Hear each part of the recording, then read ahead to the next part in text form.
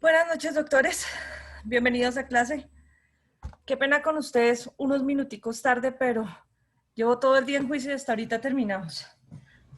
Es que No se preocupe, muy amable mi doctora cordial. Salud, buena tarde. No te preocupes, Doc. Gracias, doctora. Espero Buenas hayan noches. descansado el fin de semana. Estoy revisando los parciales, me faltan como unos 10, yo creo, y mañana les entregaré las notas a los compañeritos que presentaron el parcial.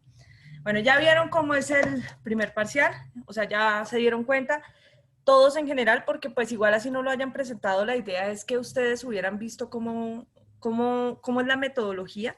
Cada parcial tiene una metodología diferente, pero parecida, en el sentido en que ustedes tienen bastante tiempo para resolver los parciales y pues que son de carácter individual y con reglas muy parecidas a las que tuvieron en este parcial.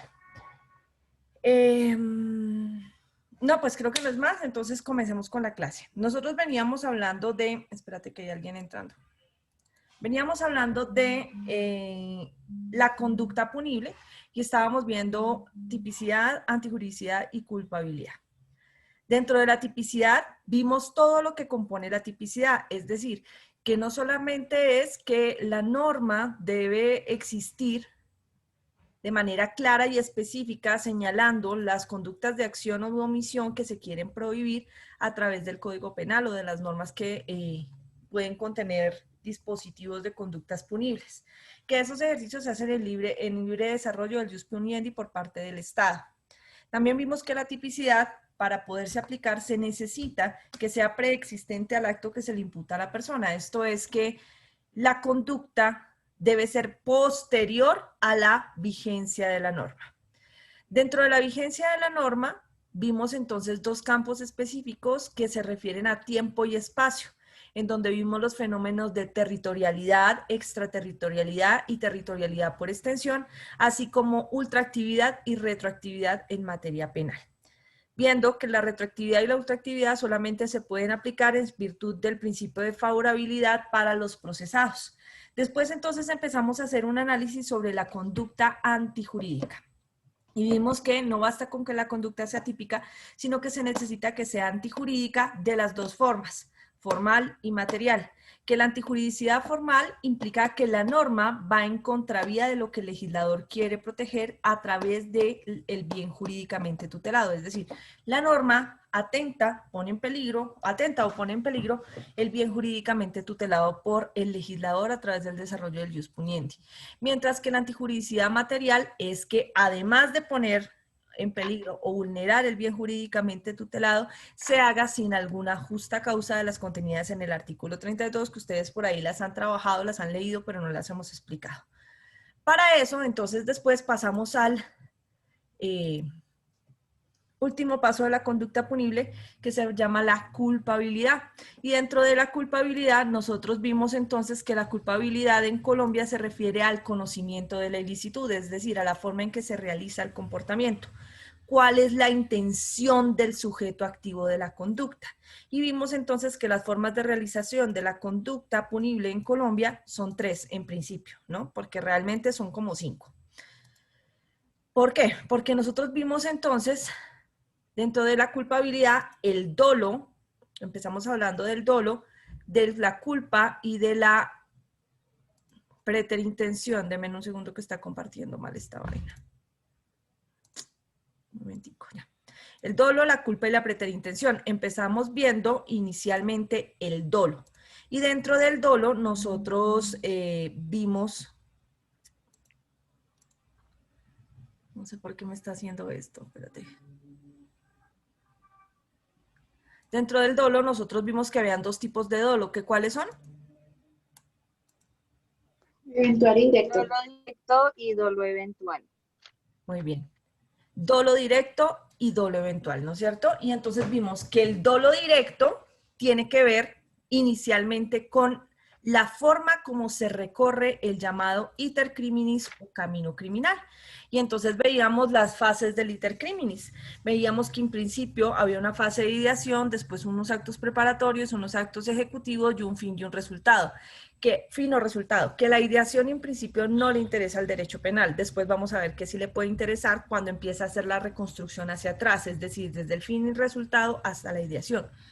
pero que cuando ya empiezan los actos preparatorios, los actos ejecutivos o el fin o resultado, ya empieza a invadirse el campo del derecho penal. Es posible que una persona sea condenada a pesar de no haber logrado el fin o resultado y solo con los actos preparatorios, porque así está contenida la figura de la tentativa que vamos a ver en un momento. Nosotros entonces además vimos que quien recorre el camino con plena correspondencia, es decir, desde la idea hasta el fin o resultado, nunca se sale del camino, es decir, hay correspondencia exacta desde el momento de la ideación, la planeación, el acto preparatorio, el acto ejecutivo y el fin o resultado, se llama dolo directo. Pero que también existe un segundo dolo, que es el dolo de carácter eventual, en donde existe una situación diferente, y es que en el momento de la ideación, el sujeto activo de la conducta puede prever, porque le es posible preverlo en ese momento, que puede causar otros daños derivados de su fin primordial, y sin embargo deja esos otros resultados librados al azar. Entonces, esos otros resultados se cometen con dolo eventual. Y ahí habíamos quedado, ¿no es cierto? Doctores queridos, si no me equivoco. Vimos dolo directo. Sí, señora, ahí habíamos quedado. Quedó muy claro lo del dolo Sí, eventual, mi doctora. profe, qué Ok. pena con usted. Ahora, el ejercicio que tenían los compañeros que presentaron el parcial justamente era de dolo directo y dolo eventual. En el ejercicio se les decía que una persona, una mujer,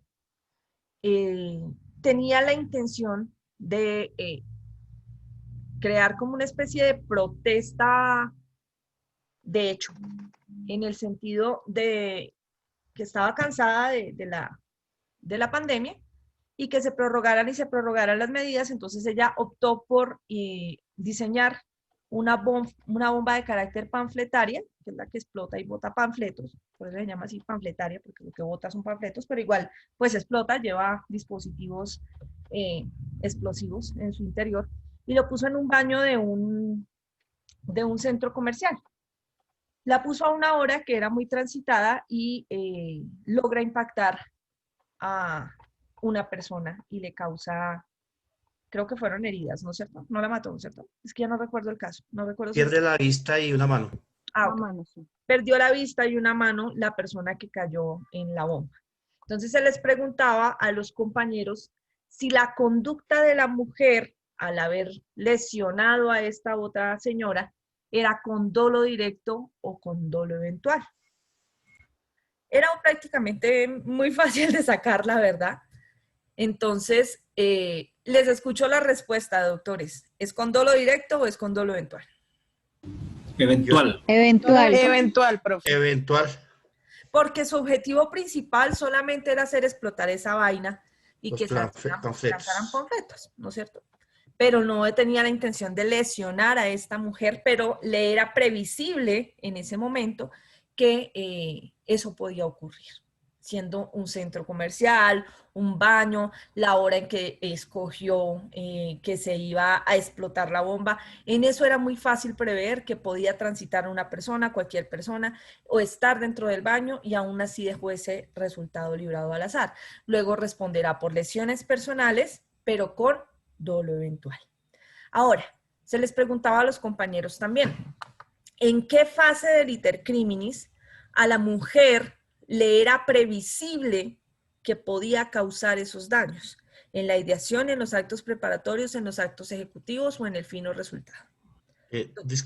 Disculpe, doctora. Señor. Yo tenía una duda referente a ese último punto, porque si bien es cierto, yo coloqué dolo eventual y bueno, y lo sustenté, el por qué. En el último yo estuve por colocar que en ninguna etapa, porque releí que el intercriminis hacía parte era del dolo directo, entonces ya estaba confuso, pues más sin embargo lo dejé en el cuarto puntico, no con el fin del resultado, sino con el ejecutado. Ok, ya vamos a explicar qué es lo que pasa ahí. Doctor Julián Osorio.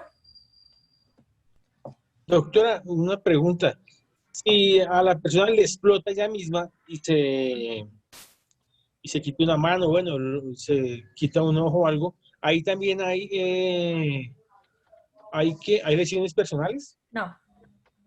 Es lo ¿no? mismo que que lo que yo les decía del libre desarrollo de la personalidad. O sea, si tú te quieres llenar de arracadas la cara, es problema tuyo. Si te quieres tatuar, si te quieres hacer expansiones, si te quieres quitar los dedos, ese es tu problema. ¿Listo? Además, porque el sujeto activo de la conducta en este caso es la propia víctima. Y las lesiones personales tienen que ser causadas por un tercero. No permite que sean causadas por uno mismo. O sea, yo no puedo ir a colocar una denuncia contra mí mismo para yo mismo hacerme responder por las lesiones que me causé. ¿Ves? Sí, doctora, es que se lo digo porque sí, yo conocí un caso de un muchacho de la Nacional o de la Pedagógica y él en el baño armando una bomba de estas, una bomba papa, se quitó una mano, los dedos de la mano. Y hasta lo último que supe, lo están acusando de terrorismo y de lesiones personales. No sé de ahí para arriba qué habrá pasado. Pero debe ser contra un tercero. No contra No, él. porque él estaba solo en el baño. En el baño Puede no haber sé. lesiones personales contra sí mismo. Es como Ok. como si una persona se suicidara y nosotros iniciáramos proceso por homicidio. Él no mató a otro. ¿Recuerdas que el homicidio dice el que matare a otro tiene que ser a otro? Las lesiones personales están en el artículo 111. Léelas, por favor. Leamos el artículo 111 para que veas por qué no se permite que sea contra sí mismo. 111, ley 599 de 2000, por favor.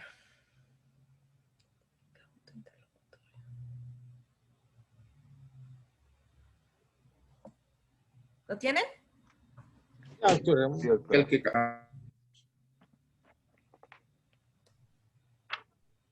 está lento este.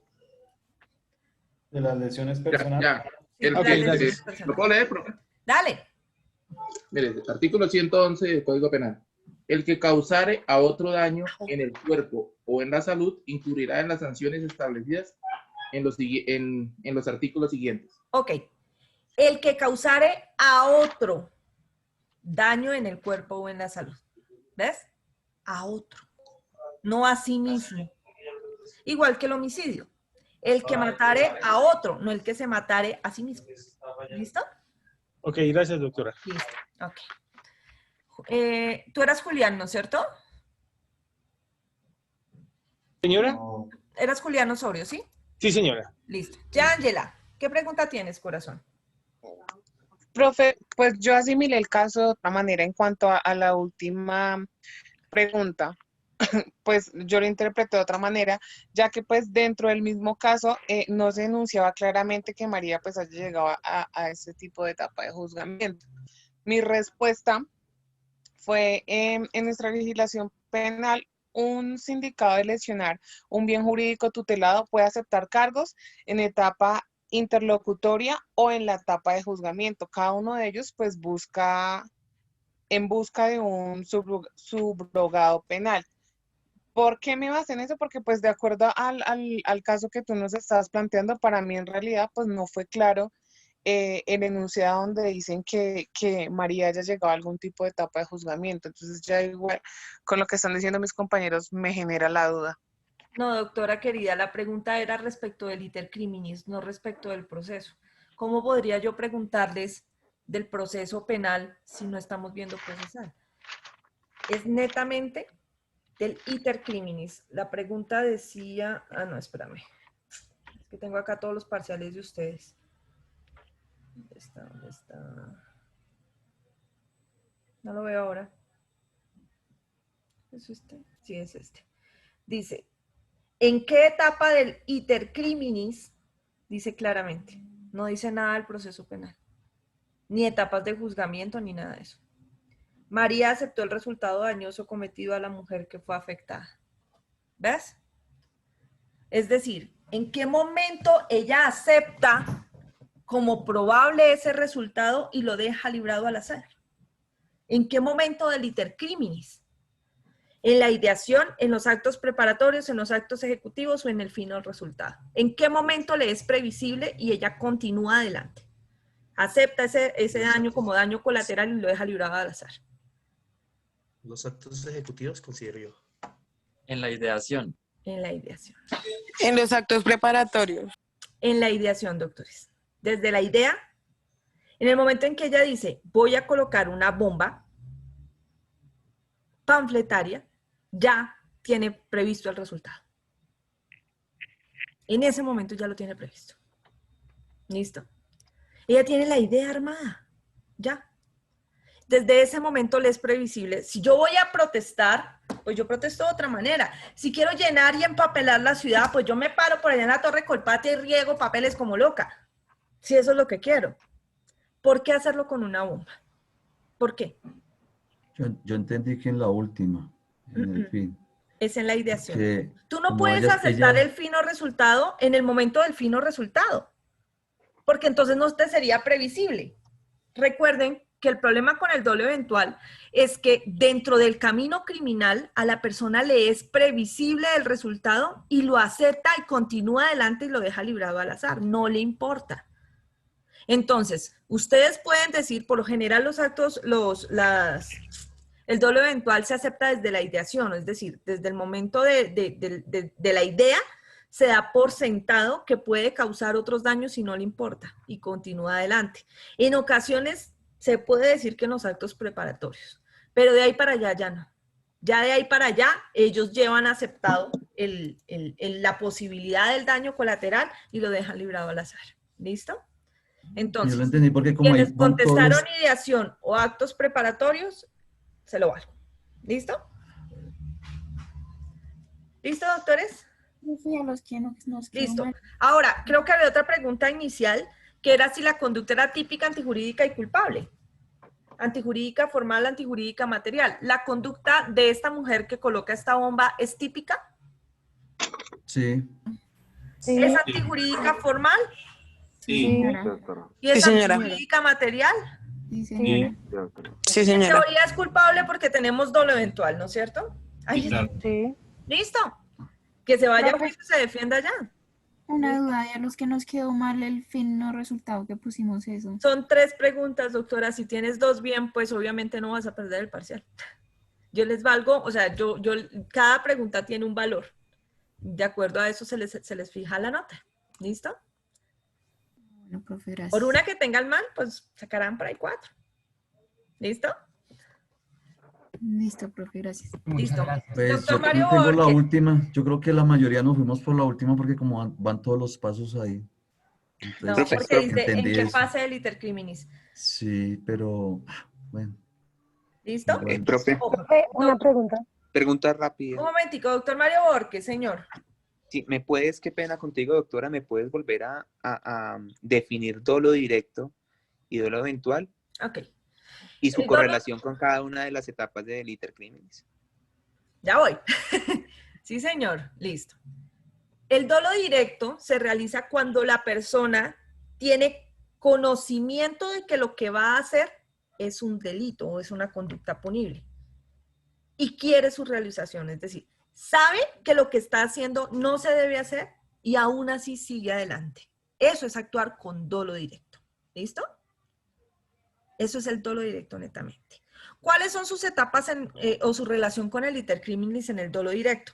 En el dolo directo, desde la etapa de ideación, desde el inicio, desde la primera etapa, la persona tiene un único resultado en su mente. No prevé ningún otro. No le es previsible ningún otro.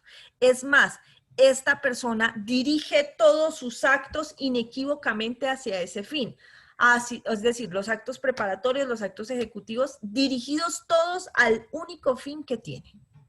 Sea hurtar algo, cometer una falsedad, matar a una persona, realizar un delito sexual, secuestrar a alguien, hacer un acto de corrupción, cualquiera de esos es un fin. Entonces, desde el momento de la ideación, la persona quiere eso y dirige sus actos preparatorios, sus actos ejecutivos exclusivamente a eso. Nunca vislumbra la posibilidad de realizar otras conductas simultáneas, es decir, unas conductas libradas al azar. Él no lo deja así, porque escoge muy bien sus actos preparatorios y sus actos ejecutivos para que solamente afecten el fin o resultado que él quiere. ¿Listo? Eso es dolo directo. En el dolo eventual, la persona igualmente tiene conocimiento de que lo que va a hacer no está permitido igualmente tiene conocimiento, sigue adelante, es decir, sabe que lo que va a hacer no se puede hacer y aún así lo hace, pero la diferencia es que durante el camino criminal, él prevé que puede causar otros daños. Dice, oiga, yo quiero hacer esto, pero sé que lo que voy a hacer o la manera en que voy a lograr ese fin, voy a causar daños colaterales. Y lo deja librado al azar. Y sigue adelante, no le importa. Es decir, no evita esos otros daños, sino que sigue en su desfachatez de hacerlo.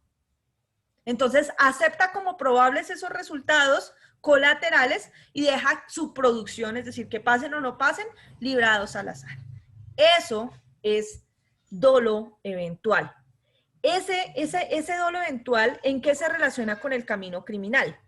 Claro, la persona desde el momento de la ideación quiere un fin o resultado, pero también desde el momento de la ideación está previendo como posibles otros resultados. Si yo digo, yo voy a matar a una persona, pues escojo un mejor plan, por decirlo así, o tengo una mejor idea para matarlo solo a él, y no dejo el riesgo de que pueda matar a otras personas.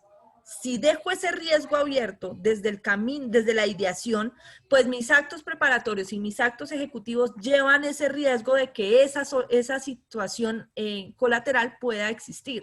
De manera entonces que se dice que yo acepto la realización de esas otras conductas que ni siquiera sé contra quiénes pueden llegar a ser y las dejo libradas al azar.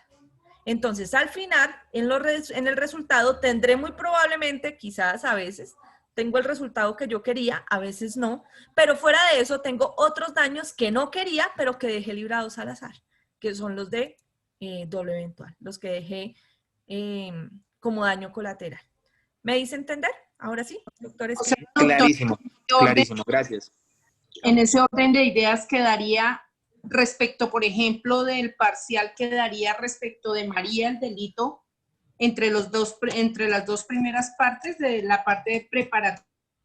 Ella previó el resultado, ella previó que podría intercrimis. lesionar a alguien entre la ideación y los actos preparatorios. Por eso les digo, pues por lo general desde la idea les es previsible. Pero si dijeron actos preparatorios, bueno, sí, digamos que sí, puede ser. Lo que sí no admito son actos ejecutivos y mucho menos desde el fin.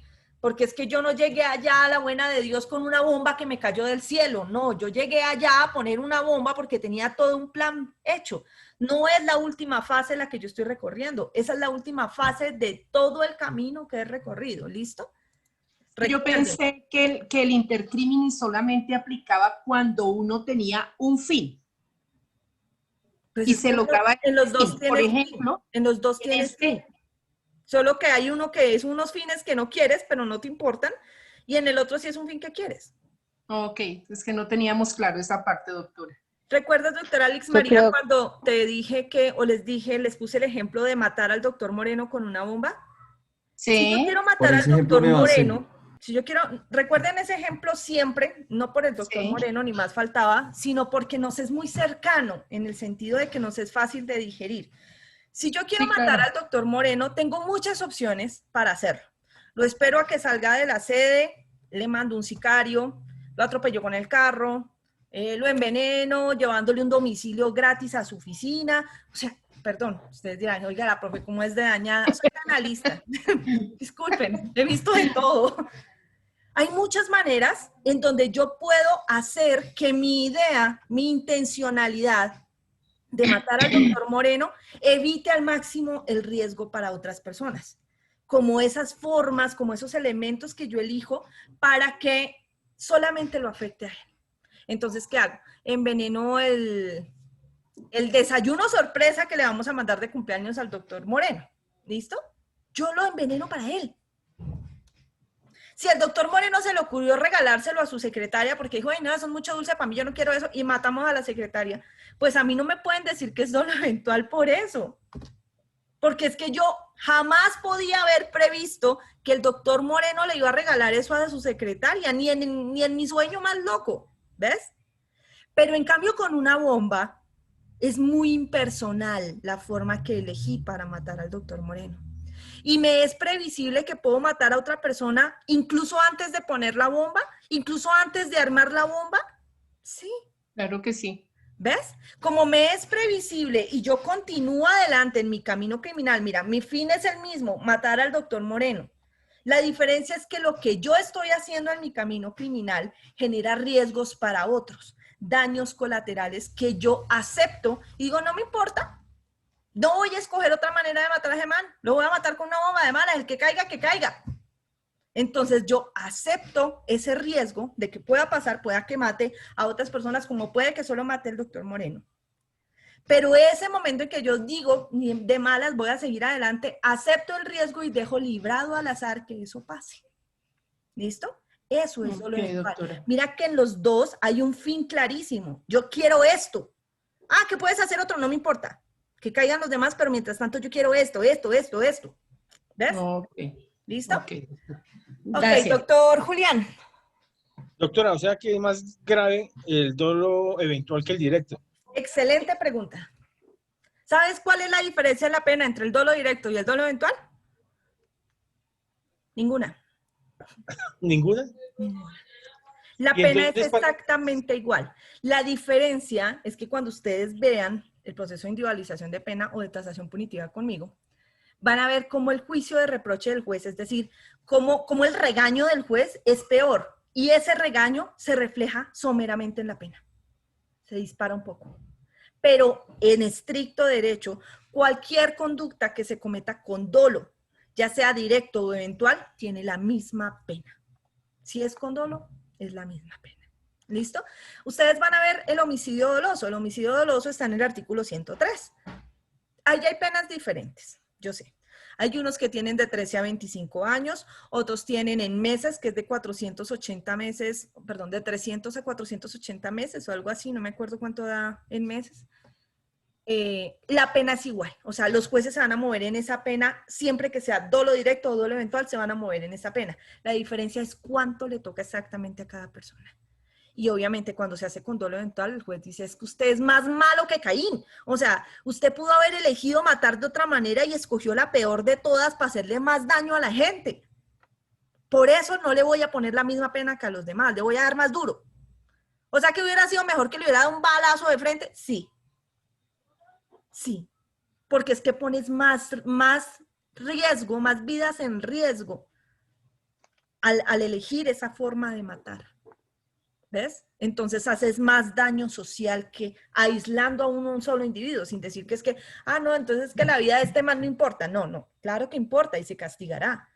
Pero es distinto cuando tú eliges un medio en donde pones en riesgo a tantas personas. ¿Listo? Ok, vamos con Alexandra Maya. Mi doctora, habíamos hablado que, por ejemplo, el caso de la bomba Lapa que le pusieron al doctor Fernando Londoño, ese es un eventual, ¿sí? Una conducta eventual. Esa trae las dos. Las dos. ¿Por qué? Porque iba directo para matar al doctor Londoño, que era el ministro en ese momento, ministro de Defensa, creo, ¿no? Bueno, recapitulemos porque de pronto no todos estamos ubicados en el caso. Hace unos años, a un ministro de apellido Londoño, durante el gobierno de Álvaro Uribe Vélez, le hicieron un atentado terrorista creo que fue en la 72, con séptima. No, él ya no era ministro, doctora, él como que salía ya de la... no era ministro, era el exministro. 72 con Caracas.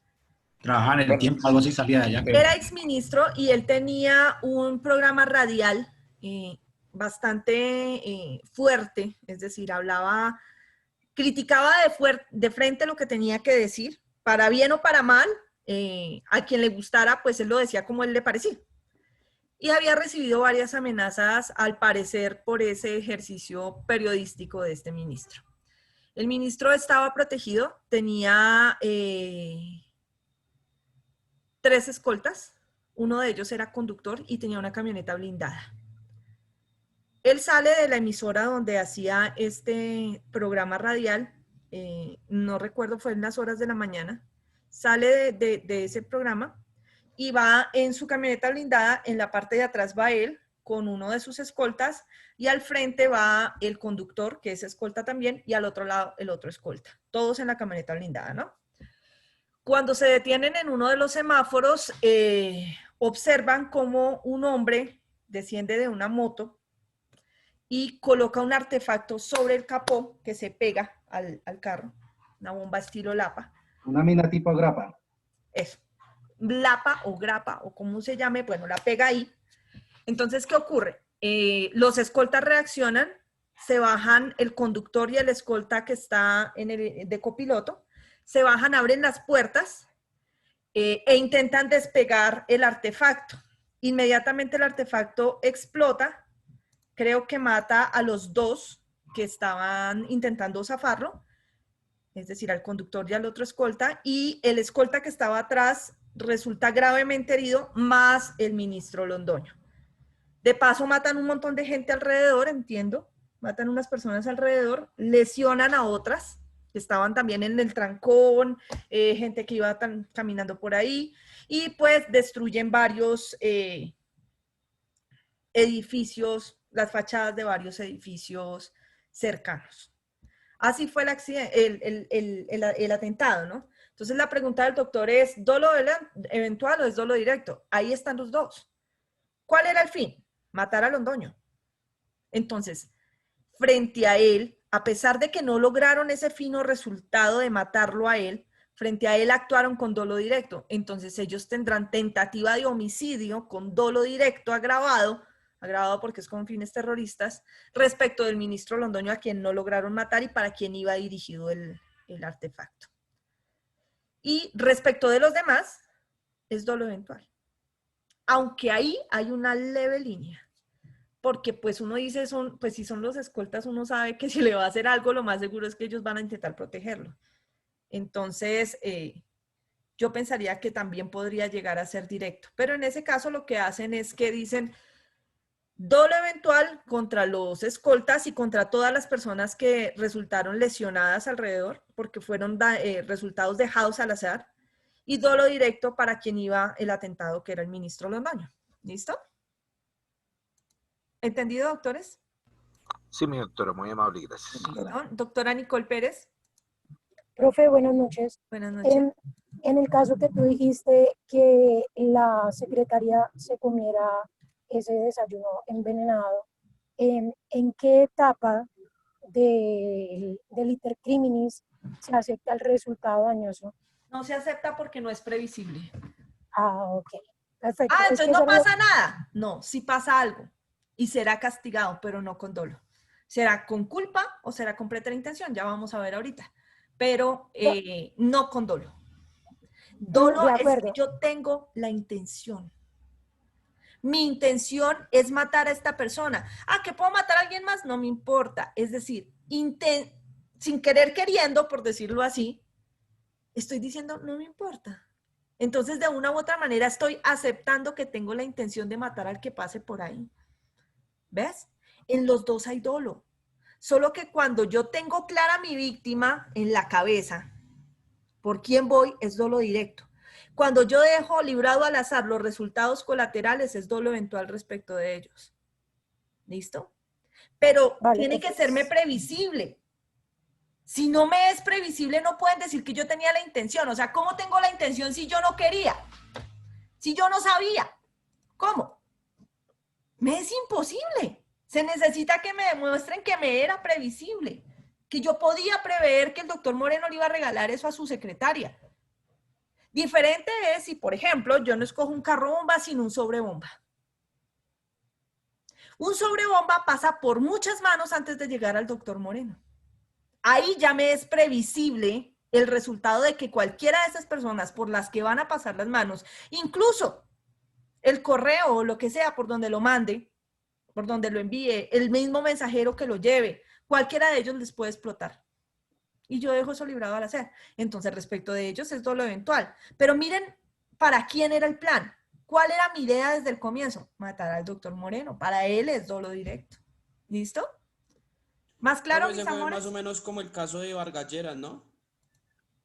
¿En qué sentido? El que usted me está manifestando o sea, es más la culpabilidad, o bueno, es más que ellos sabían que iba a pasar por muchas manos antes de llegar a él. Pero creo que sí le explotó a él, por eso perdió la mano. Sí, claro, exactamente. Pero no dañaron a nadie más, solo a él. o sea, sí, a lo que me refiero es que lo que usted manifestaba, ellos sabían que en cualquier momento pues podía explotar en cualquier persona, pero en este caso sí le explotó, fue a... Sí, entonces no les Barbosa. podrán decir que era dolo eventual para los demás, porque ese otro resultado no se produjo. ¿Ves? Ni siquiera se intentó producir. Gracias a Dios, entre comillas, solamente le explotó al doctor Lleras y pues en medio de todo no le fue tan mal, pues sí, perdió una mano, pero pudo haber perdido la vida, ¿no? Es tentativa de homicidio. Con dolo eventual. Doctor Corrales.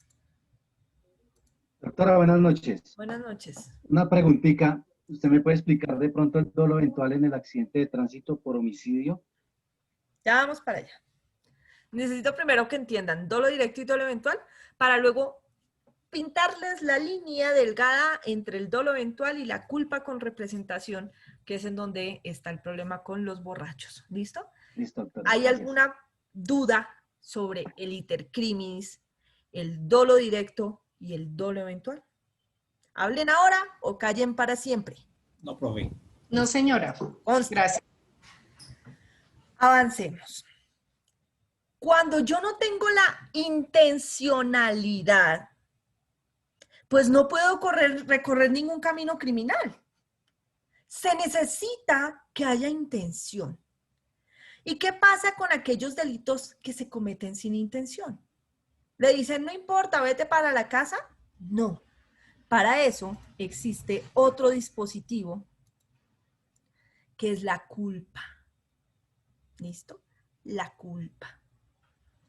La culpa está en el artículo 23 del Código Penal y nos dice, la conducta es culposa cuando el resultado típico es producto de la infracción al deber objetivo de cuidado y el agente debió haberlo previsto. Otra vez la previsión.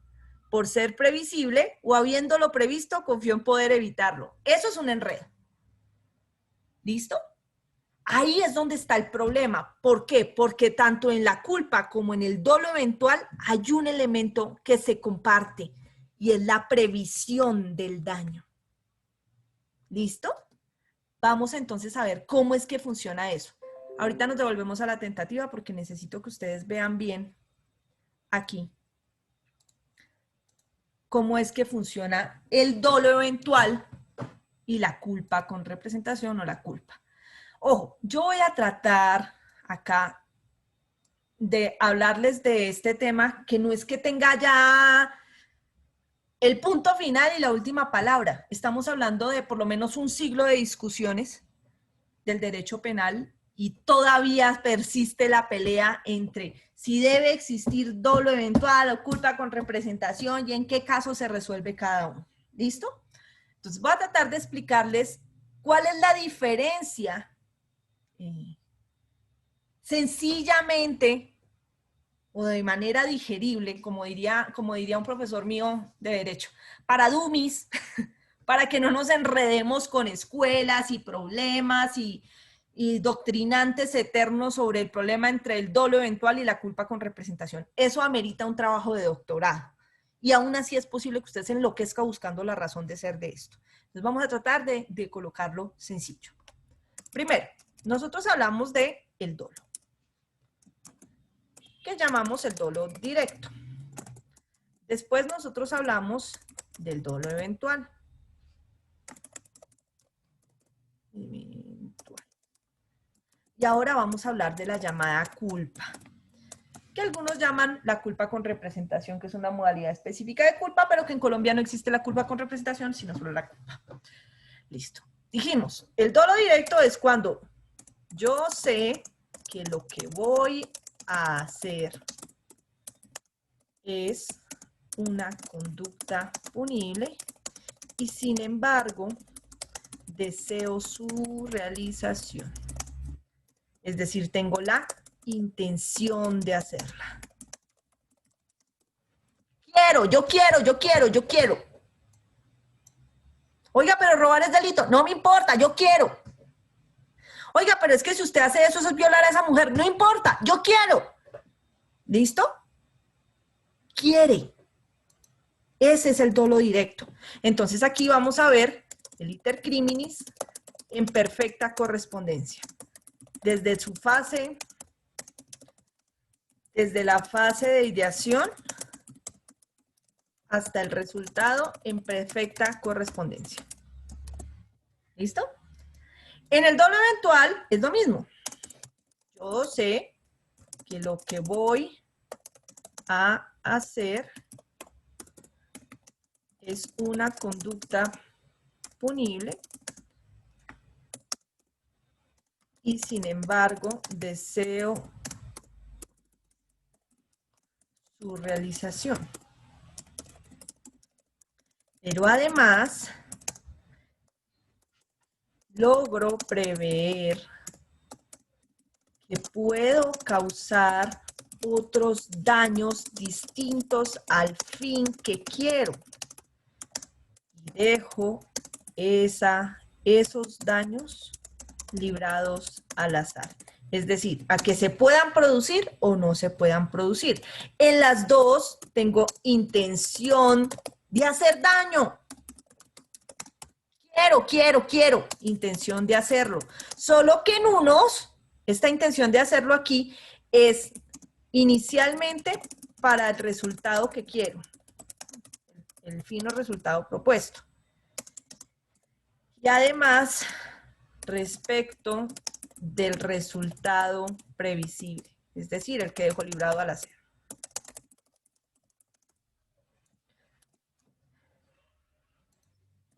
¿Listo? Entonces aquí, ¿qué pasa con el iter criminis? Pues que el iter criminis tiene más resultados que el fin propuesto. Es decir, resultados adicionales, pongamos aquí, resultados adicionales.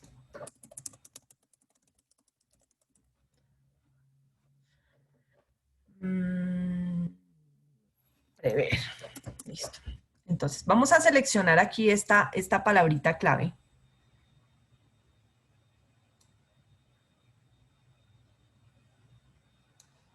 ¿Por qué? Porque justamente en la culpa vuelve a pasar lo mismo. Entonces, ¿qué pasa? En la culpa yo no tengo la intención de hacer ningún daño ni ningún resultado. O sea, yo no quiero hacer nada. Por ende, no existe iter criminis. No hay fase de ideación, no hay actos ejecutivos, no hay actos preparatorios. Nada, porque es que yo no quiero. Yo no quiero hacer esto. ¿Listo? Yo no tengo la intención de hacer este daño, este resultado. Yo no me propongo realizar esta conducta punible. No la quiero hacer. Sin embargo, realizo la conducta con falta al deber objetivo de cuidado, previendo los resultados por ser previsibles. Otra vez tenemos el mismo problema. Espérate. Aquí.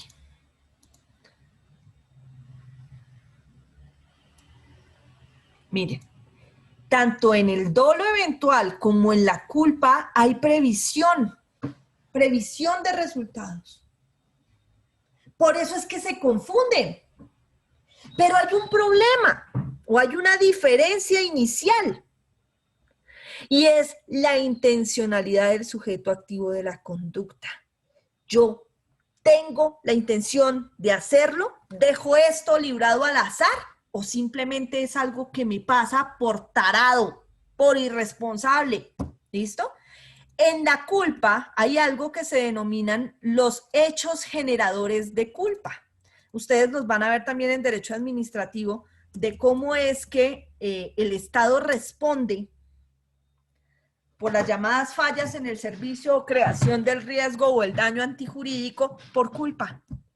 Y entonces le dicen a usted, ¿cuáles son los hechos generadores de culpa? Hechos generadores de culpa. Entonces le dicen a usted, inicialmente está la negligencia. Ya le voy a explicar una por una. También está la impericia. ¿Dónde está? Aquí. Impericia. Luego tenemos la imprudencia.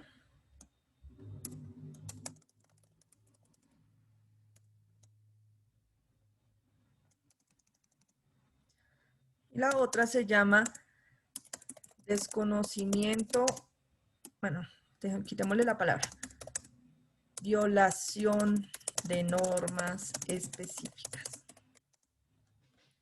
Estos hechos generadores de culpa son lo que se suele denominar como falta al deber objetivo de cuidado.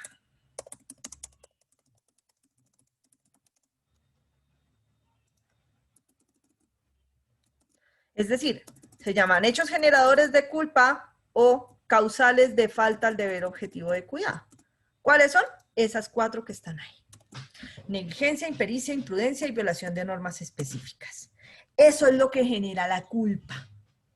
Responsabilidad penal por culpa. ¿Listo? Ahora, ya les explico una por una y cómo es que juega la teoría de la previsión o de la previsibilidad en ellas.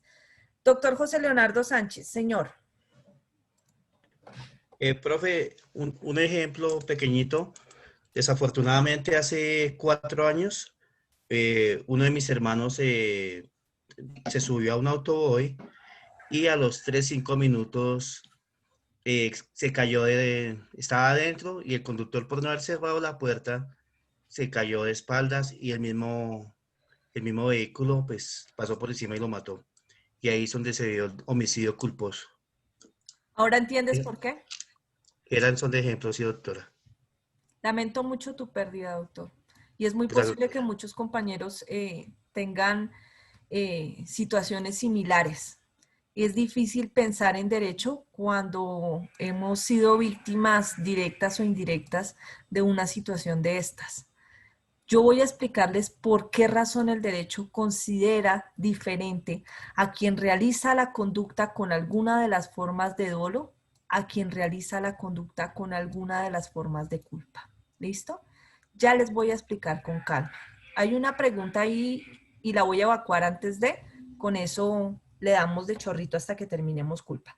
Doctor Mario Borges, señor. Profe, la fuente normativa de esos hechos generadores de culpa es el Código Penal. No, señor. En el ¿Cuál Código es? Penal solamente aparece el artículo como tal, no dice negligencia, impericia, imprudencia ni violación de normas específicas. Estas fuentes inicialmente fueron creadas por la doctrina, pero ya hay línea jurisprudencial de la Corte Suprema de Justicia aceptándolas como hechos generadores de culpa en la Sala de Casación Penal. Entonces están por vía jurisprudencial. ¿Listo? Y aplican para penal, administrativo y civil también. Sí, pero de tendría- manera diferente. Es decir, ¿cómo te explicara yo? Es que es un poco complejo de explicártelo. A ver, desde el punto de vista del derecho contencioso administrativo, si por ejemplo existe ¿cómo se llama eso? Una descarga eléctrica de estas que suelen pasar en Electricaribe por allá en la costa. Y las personas no solamente pierden sus electrodomésticos, sino que además alguna persona resulta lesionada como consecuencia de ese actuar.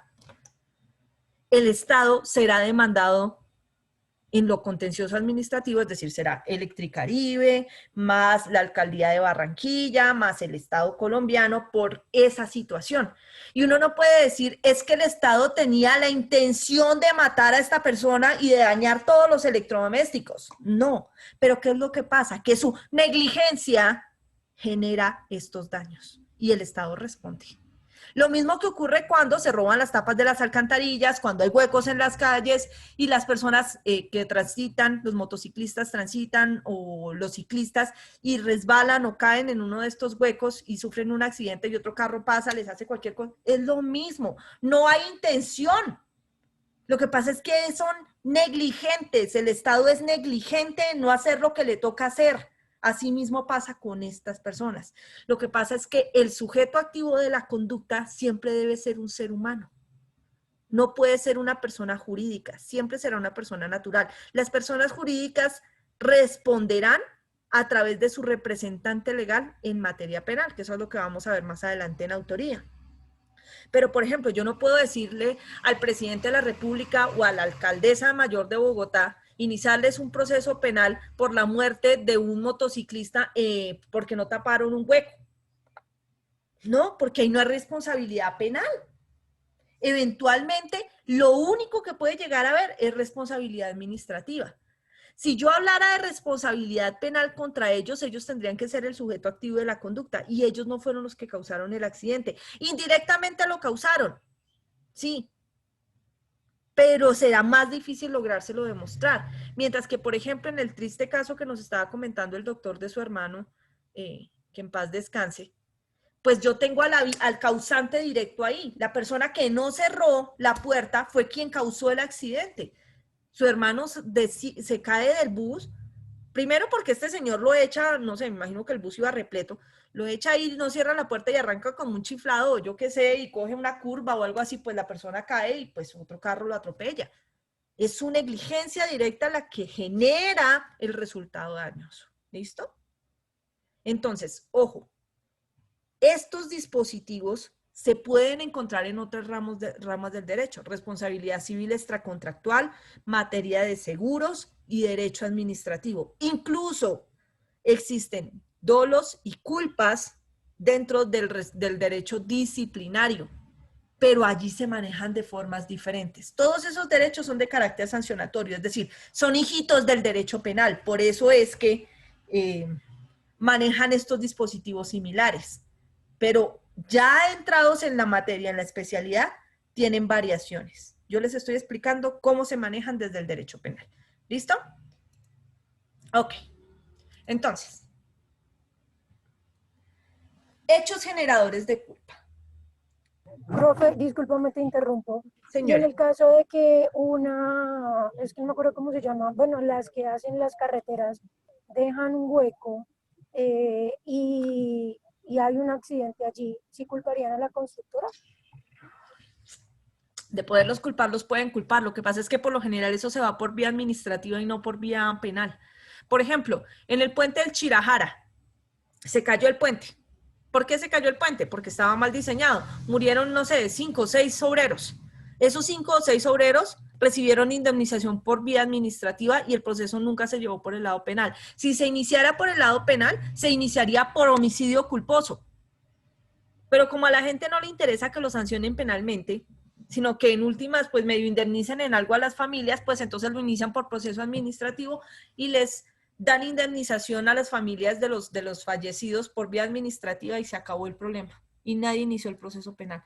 Además, porque los procesos penales que son realizados con culpa, sobre todo los homicidios culposos, terminan por indemnización integral. Es decir, usted literalmente paga una suma de valor que es establecida por la víctima a manera de indemnización y el proceso penal termina. ¿Por un homicidio? Sí, pero por un homicidio culposo. Jamás por un doloso. ¿Listo? ¿Fui clara, doctora, o muy técnica? Profe, yo te entendí, gracias. Listo. Ok. Hablemos de los Doctora, discúlpame. Señora. Es una pregunta de pronto, eso aplica también en la parte de responsabilidad médica, ¿verdad? Sí, señor. Homicidio De hecho, el culposo. derecho penal y la responsabilidad médica son iguales. Es decir, la responsabilidad penal, la responsabilidad médica es una forma de responsabilidad penal. Lo que pasa es que a ellos los sanciona el Tribunal de Ética Médica en lo que se refiere al aspecto disciplinario, pero nosotros en derecho penal tenemos que ver todo con homicidios culposos y lesiones personales culposas derivadas de, eso se llama la vulneración al lex artis, que ahorita lo vamos a ver, que es la última, la violación de normas específicas, como hecho generador de culpa. ¿Listo? Gracias, doctor. Ok. ¿Me acuerdas acá también del lex artis? Aquí voy a colocarlo de una vez antes de que se me olvide. Ay. No me va a dejar. No, no me deja escribirlo. Ahorita lo escribimos, ¿vale? Listo, ahora sí. Entonces, vamos a ver con calma cómo es que funcionan los hechos generadores de culpa. Disculpen, subo un momentico esto para que podamos ver mejor. Ustedes ya saben ahí que lo que subí fue porque para que lo vieran mejor, porque creo que la pantalla no les deja ver, ¿no? Lo que estaba resaltado antes era cómo estaban iguales, o sea, cómo había exactamente igual previsión, tanto en el dolo eventual como en la culpa. ¿Listo? Entonces ahora, primero vamos a analizar cómo es que se genera la culpa y luego vamos a ver por qué se parece tanto al dolo eventual o por qué la gente la suele confundir. En la culpa, recuerden, lo primero, lo primordial, la persona no tiene la intención de causar el daño. No se lo propone, no lo quiere. ¿Listo? Pero la diferencia es que sí le es previsible. Ya vamos a ver por qué. Entonces, esta persona realiza la conducta en una de estas circunstancias. Primero, por negligencia. ¿Qué quiere decir la negligencia? Yo soy negligente cuando soy omisivo. Yo omito algo que debo hacer. Omito algo que debo hacer. Ay, y si nos vamos sin frenos, mija, a eso no le hagamos mantenimiento al carrito, que eso él aguanta de aquí hasta allá. Negligencia. Negligencia. Ay, eso montemos un bar aquí, eso no pongamos salidas de emergencia, ni pongamos sistema de antiincendios. ¿Para qué? Eso sale muy caro. Negligencia. Construyamos un puente bien bacano aquí para separar esta montaña de esta, pero pongámosle un poquito más baratos los elementos con los que lo vamos a construir, los materiales de construcción. Es más, ahorrémonos y hagamos un diseño que sea bonito. Porque es que ese otro es más resistente, pero se ve feo el puente. Más bonito este. Negligencia. Oiga, más bien no evacuemos a la gente de Armero, porque eso es un montón de gente y de pronto eso pase o no pase. Negligencia. Todos hechos, todas esas cosas son negligencia. Pero miren que la persona no tiene la intención de realizar el daño. No se lo propone. ¿Cuál es la diferencia entre el dolo eventual y la culpa? Es que en las dos, a pesar de que les es previsible el resultado, en una deja eso librado al azar. En la culpa suele creer que puede evitar el daño. En el dolo eventual no lo evita, no quiere evitarlo, no le importa, pues si le tocó, hermano. En la culpa, él dice, yo sé que no va a pasar. ¿Listo? Eso es al realizar la conducta con culpa. Impericia. Oiga, mi novia no sabe manejar, pero digamos que traiga el carro hasta acá, es que yo estoy muy hincho. La novia coge el carro, pero ella no tiene la pericia para hacerlo. Ella no lo sabe hacer. Total, la novia se estrella, causa lesiones a alguien, mata a alguien, se mata a ella o lo que sea. Realiza la conducta con impericia. Profe, o sea que esto solamente pasa con vehículos. No, les acabo de dar el caso de Armero. Vimos el caso de Chirajara. Hablemos de armas de fuego. Si yo me pongo a manejar un arma sin saber hacerla, ¿será que de pronto ahí se me sale un tiro y me mato yo o mato a alguien? Eso es realizar las conductas con impericia. Esas son actividades de carácter peligroso. Los hechos generadores de culpa se presentan por lo general en las llamadas actividades peligrosas. Profe, ¿cuáles son las actividades peligrosas? Estas las van a ver ustedes también en Derecho Administrativo. Entonces, por ejemplo, la primera, conducir. Actividad peligrosa permitida por el Estado, bajo unos raseros específicos. Usted tiene que hacer un cursito, tiene que aprobarlo, no sé qué, cada cierto tiempo, dependiendo de usted le renuevan el pase, le miran los ojos, ¿qué pasó? ¿Listo? Usted tiene que pasar una serie de exámenes para poder conducir. Es una actividad peligrosa permitida por el Estado, reglamentada por el Estado, conducir. ¿Cuál más? Manejo de armas y explosivos. Esa también es una actividad riesgosa permitida por el Estado y regulada por el Estado. ¿Cuál más? Explotación minera y de hidrocarburos. Eso también es una actividad riesgosa. Aunque aquí deberíamos también incluir el fracking, ¿no? Permitida por el Estado. Bajo unas reglas específicas. Profe, ¿y eso por qué está ahí? Eso no debería estar ahí. Si está ahí, ¿sabe por qué? Porque en muchas de estas actividades peligrosas, sobre todo en la explotación minera, a veces las personas mueren. Los mineros se mueren. Cuando estamos haciendo explotación petrolera, las personas se mueren. No hablemos de morirse, contaminemos. La contaminación, hay delitos de contaminación ambiental. Realizar estas conductas, estas actividades peligrosas por fuera de lo permitido por la ley, es una actividad riesgosa que tiene como consecuencia conductas punibles. Si usted no sabe explotar un yacimiento minero o uno de hidrocarburos y contamina las aguas como consecuencia de eso, usted puede ser causante o puede ser objeto de un proceso penal por estas situaciones específicas. Profe, ¿cuál más es una actividad riesgosa? Conducir, manejo de armas, explosivos. Manejo de fuerzas de la naturaleza. Fuerzas de la naturaleza, eso suena como a Thor por allá trayendo los rayos, no. Esto pasa específicamente cuando nosotros cambiamos los cauces de los ríos para hacer hidroeléctricas. Esas actividades peligrosas, o cuando nosotros hacemos plantas de energía eléctrica, estamos manejando una fuerza de la naturaleza. El no hacerlo en forma de vida puede causar daños colaterales y eso puede llevar a que se realicen conductas de tipo delictual de forma culposa. ¿Listo? Entonces, la negligencia, la impericia, la imprudencia y la violación de normas específicas se presenta respecto de las llamadas actividades peligrosas. Lo coloco para que se les vea mejor aquí.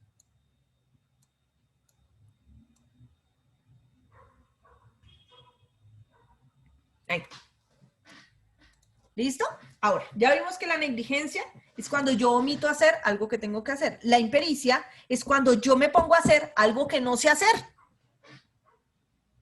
La imprudencia, cuando a pesar de que yo lo sé hacer, lo hago como no debo hacerlo. Borracho, ahí está. El borracho actúa con imprudencia. La mayoría de borrachos, ¿qué les pasa? Se ponen a jartar, cogen el carro y lo lógico es que alguien les diga, hombre, ¿cómo va a coger el carro así? Usted está muy borracho o muy borracha.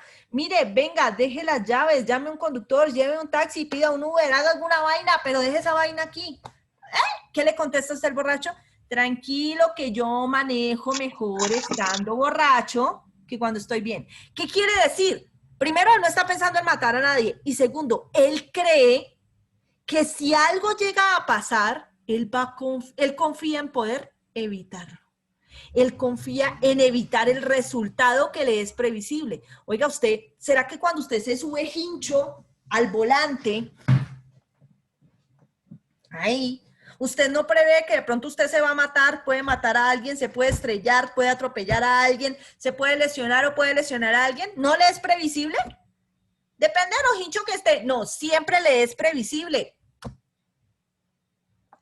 Por eso es que usted lo que hace es decir, pues yo me voy despacito, no va a pasar nada. Además, yo manejo mejor así, ¿ve? Confía en poder evitar ese daño. Diferente al del doble eventual que dice, hagámosle y que llevémonos al que toque. ¿Ves? Esa es la diferencia. En los dos prevé el resultado, pero en uno lo deja librado al azar, mientras que en la culpa confía en que va a poder evitar el resultado. Entonces, ¿qué pasa con el borracho que termina matando a alguien? El borracho es un imprudente. Es un mugroso, pero no es un llamado delincuente. ¿Por qué? Porque el delincuente es el que actúa con intención. ¿Y este tipo tenía la intención? Es un irresponsable, pero él no tiene la intención de matar a nadie. ¿Ves? Violación de normas específicas. Ya les doy el uso de la palabra, sé que tienen varias preguntas. Violación de normas específicas. Cuando, por ejemplo, yo excedo el límite de velocidad, me paso el semáforo en rojo, no dejo el arma descargada antes de ponerme a jugar con ella o a limpiarla. Yo no guardo las normas específicas para explotación minera y de hidrocarburos. Yo no mantengo las normas de seguridad para poder manipular electricidad. Violo normas específicas. Y adicional de eso, aquí vamos a colocar la que le decíamos a la doctora hace un momento, que es la violación del ex artis, que esas por lo general está en normas específicas. Espérate a ver si la puedo colocar acá. O mal ejercicio. Ejercicio de la lex artis. ¿Qué es la lex artis? La lex artis se refiere específicamente al ejercicio de una profesión riesgosa. ¿Cuáles son las profesiones riesgosas? Muchísimas, es decir, prácticamente todas, sobre todo la de derecho, no mentiras, pero por lo general las que puedan implicar riesgo para otras personas. La lex artis viene siendo explicada especialmente practicada o ejercida o llamada dentro del derecho penal para la medicina. ¿Listo? Entonces, si por ejemplo, se logra establecer que un médico fue negligente o realizó una conducta con impericia o con imprudencia o lo que sea, y mató a una persona o le causó un daño irreversible, es decir, unas lesiones personales, se podrá procesar al médico o a la enfermera o al que sea, al profesional de la salud que haya hecho mal ejercicio del ex artis, pero ¿se le condenará por dolo directo o por dolo eventual? No, por culpa. Porque él faltó al deber objetivo de cuidado al haber hecho un mal ejercicio de la lex artis. Es importante tener en cuenta que hay una larga línea jurisprudencial de la Corte Suprema de Justicia en su sala de casación penal, en donde se establece que el ejercicio de la medicina, ojo, el ejercicio de la medicina en general, es un ejercicio de medio y no de resultado, es decir, igual al de nosotros. Nosotros no podemos prometerle a usted resultados. Yo le prometo es que voy a hacer mi profesión y a colocar a su disposición todos mis conocimientos, todos los medicamentos y todo lo que contamos para que usted se cure. Es decir, usted cuando le hacen una cirugía que le hacen firmar consentimiento informado de que le puede morir. Ay, pero si el médico me dijo que yo iba a estar bien. Hombre, yo no le puedo prometer un resultado. Yo le prometo es que voy a hacer todo lo que esté de mi parte para que usted salga bien de la operación, pero riesgos hay. Igual que usted cuando lleva un proceso. Usted jamás va a prometer, ay, sí, es que yo le prometo, se lo aseguro que usted sale libre, que yo le saco la sucesión, que ganamos este proceso. No, usted no puede prometer eso. Abogado que hace eso incurre en falta disciplinaria, porque la obligación de los abogados, al igual que la de los médicos, es de medios y no de resultados. Es decir, de colocar medios a disposición de los clientes o de los pacientes, pero no prometer resultados, porque los resultados no dependen de usted, mijo. ¿Listo? ¿Ya? Es que, oiga, pero ¿cómo así que me va a cobrar esa millonada y ni siquiera me asegura que me va a ganar el proceso? Su merced, no le puedo asegurar nada porque el que toma la decisión es el juez. Ay, pero yo hay un abogado que me dice que sí, que porque es amigo del juez, vaya con el abogado de allá. Yo le trabajo desde la legalidad y desde la legalidad yo le pongo medios a disposición, pero la decisión la toma el juez. ¿Ya? ¿Sí? Igual el médico, pero hay una rama de la medicina que sí tiene responsabilidad como resultado y no de medio. ¿Cómo así? La medicina estética. Si a mí me prometen que me van a dejar las pochecas pues igual de grandes a las de Sofía Vergara y yo me mando a operar para eso, el médico tiene que asegurarme que mis pochecas queden como las de Sofía Vergara. Es obligación de resultado en esos casos de medicina estética. En los demás es obligación de medio. Profe, y esta gente que se hace las liposucciones por allá en esas tiendas de garaje y no sé qué, ¿eso ahí qué pasa? Pues tendremos que mirar primero si esa gente es profesional de la medicina para ver si fue un mal ejercicio de la lex artis. Si no es un mal ejercicio de la lex artis, es decir, si esas personas ni siquiera son médicos, no sé qué, y si sé más, Podríamos hablar de un hecho culposo, pero por impericia. Y si ya vemos que es que esta gente ya había matado a varios, quizás le podamos incluir un dolo eventual. ¿Listo? Preguntas. Doctor Elkin Yesid, señor. Doctora, muy amable. Es que con razón a esas causales de responsabilidad me llamó la atención el tema de la imprudencia, particularmente con el ejemplo del borrachito. Entonces, uno a veces ve unas figuras interesantes aquí, no sé si son algunas argucias que se utilicen, como el tema de la inimputabilidad, toda vez que se trata de mostrar que hay una alteración de la voluntad y buscan con ello que lo eximan de responsabilidades. La doctora me podría explicar de pronto en ese sentido si es viable que se tenga en cuenta esa alteración de la voluntad en un caso de estos. No, doctor. El estar borracho y el estar drogado no es generador de inimputabilidad. La inimputabilidad debe tener una base específica, una base que se llama una base de carácter médico o psicopatológico, temporal o permanente, es decir, transitorio o permanente. Es una enfermedad. No es la autopuesta. Si yo me autopongo en estado de inimputabilidad, no soy inimputable. ¿Listo? O sea, si yo me emborracho, me estoy autoponiendo en esa situación. No soy inimputable. Si yo me drogo, me estoy colocando en esa situación. No soy inimputable. Pero si yo soy esquizofrénico, es una base patológica. Yo estoy enfermo. Y puedo tener ataques, a veces estoy bien, a veces estoy mal. En uno de mis ataques cometí el delito, soy un inimputable.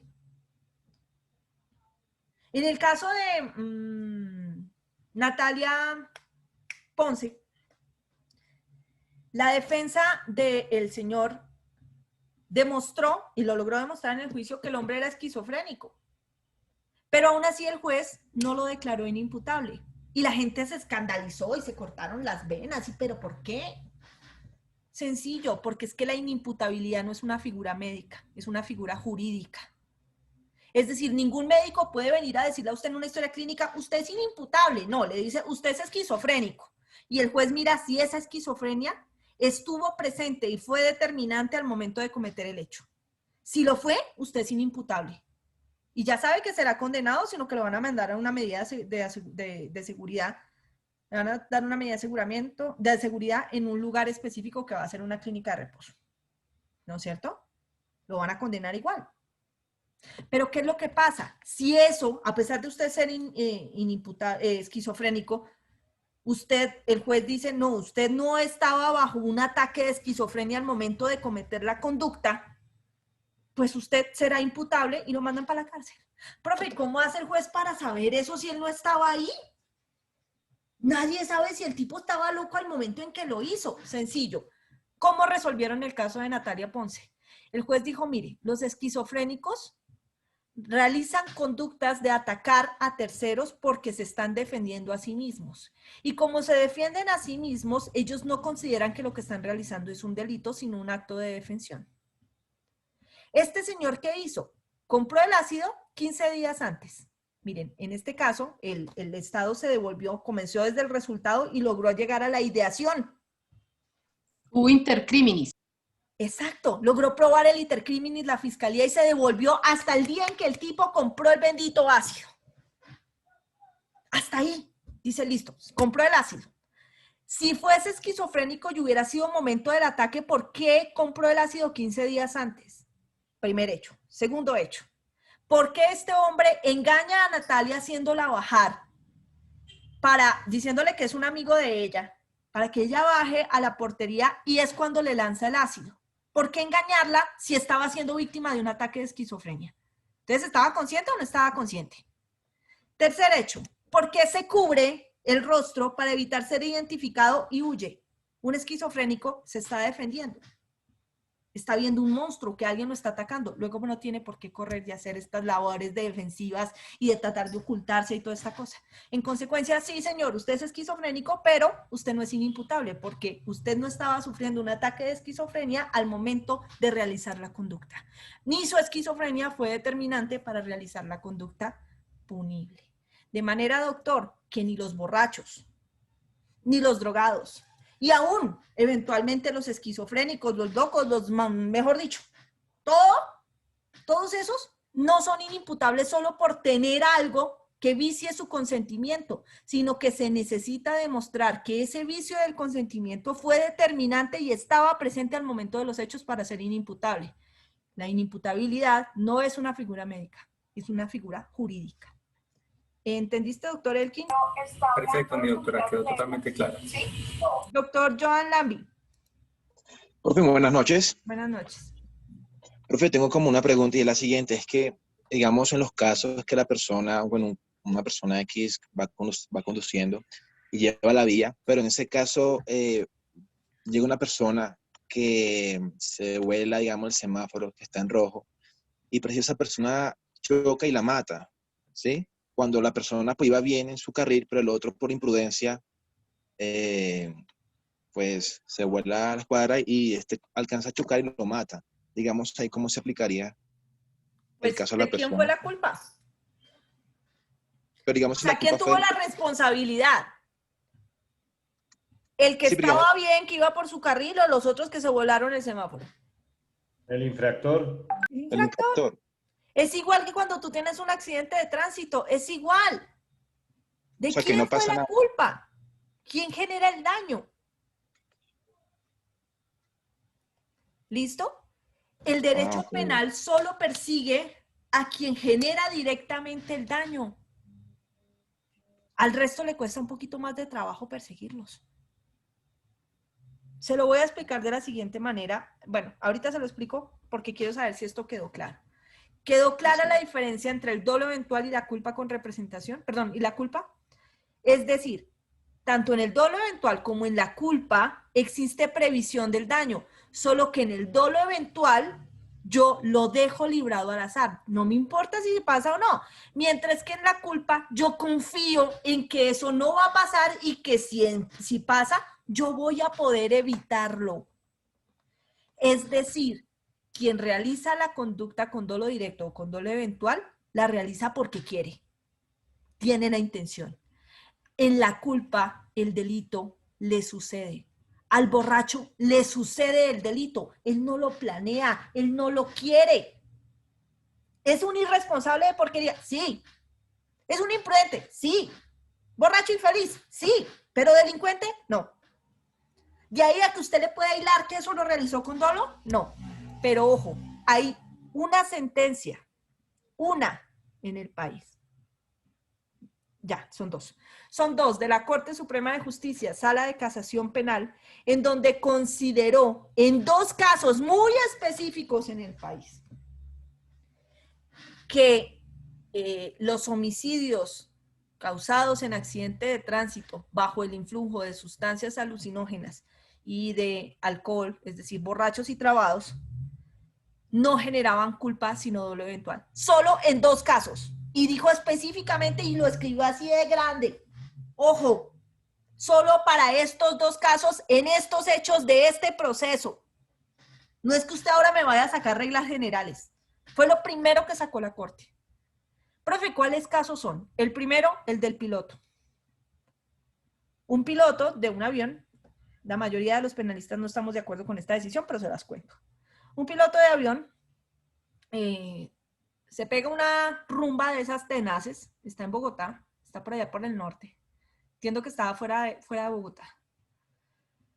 Se pega una rumba tenaz, se pega una borrachera del siglo y fuera de eso se pega una trabada entre éxtasis y cocaína. Se sube al volante, va cerca de 200 kilómetros por hora, causa un accidente de tránsito y mata a 3 personas. La Corte Suprema de Justicia, en ese caso, para ese caso dijo, aquí no es homicidio culposo. Aquí es homicidio con dolo eventual. Y pónganle cuidado lo que dijo, o sea. Vuelvo y digo, no es Liliana González, es la Corte Suprema de Justicia diciéndolo. ¿Cómo es posible que un tipo que maneja un avión, que sabe el riesgo que implican los estupefacientes y las drogas a la hora de realizar una actividad tan riesgosa como manejar un avión, que es más peligroso que manejar un carro, venga y se sube un carro así? Eso quiere decir que el tipo Dejó librado al azar el resultado y en consecuencia es dolo eventual. Así lo dijo. O sea, prácticamente como este era piloto, entonces por ser piloto es dolo eventual. Así lo dijo la Corte. Por eso es que la mayoría de penalistas no estamos de acuerdo con eso. Porque es que uno no delinque por el oficio que hace. Pero bueno, así lo dijo la Corte. ¿Listo? Segundo caso en Colombia en donde se dijo es dolo eventual. En ese sí estoy más de acuerdo, pero es que el caso es muy específico. Ocurrió hace unos 15, 20 años tal vez. Un señor que repartía leche en un camión se va un 1 de enero a cumplir su turno para repartir la leche por todas las panaderías del sur de Bogotá y literalmente la tenía viva todavía. El tipo estaba en una hinchera tenaz. Se subió al carro así. ¿Qué hizo? Llegando a uno de los barrios, no recuerdo muy bien si era Sierra Morena, bueno, por allá por una montaña. Se estrella contra una casa y al momento en que se estrella, mata a una señora contra la casa. O sea, la coge entre el camión y la casa y estrella la casa contra la pared, mata a 2 niños que estaban durmiendo ahí y a la señora que iba pasando. El tipo echa reversa, se escapa y sigue adelante. Cuando va huyendo, golpea a otro vehículo y causa otras 2 muertes.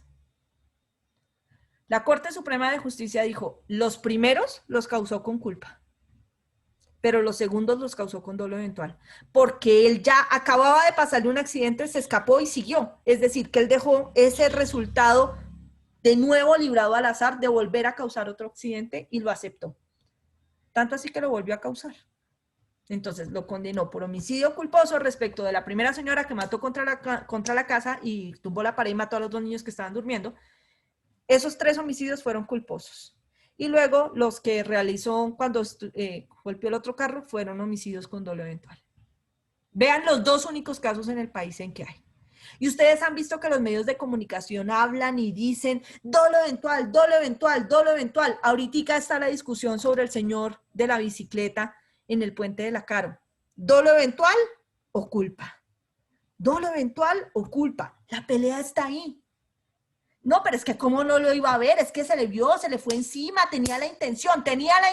Si tenía la intención, dolo. Directo. Si no tenía la intención, culpa.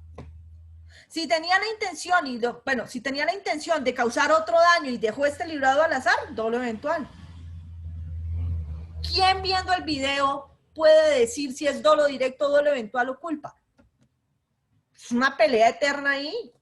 Habrá unos que digan que es culpa, otros que dirán que es dolo eventual, otros dirán que es dolo directo. Lo único que se puede hacer es mirar todas las pruebas, no solo el video, sino todas las pruebas para determinar cuál es la forma de realización de la conducta en ese caso. Que es homicidio, no hay nada que hacer, hay un muerto. Y no se murió porque sí. Alguien lo mató y fue el señor del camión. Tendremos que mirar si el señor del camión responderá por homicidio doloso con dolo directo, por homicidio doloso con dolo eventual o por homicidio culposo, por generador, por falta del deber objetivo del cuidado, que tal vez debe ser una impericia o una imprudencia. Yo creería que es una imprudencia o una violación de normas.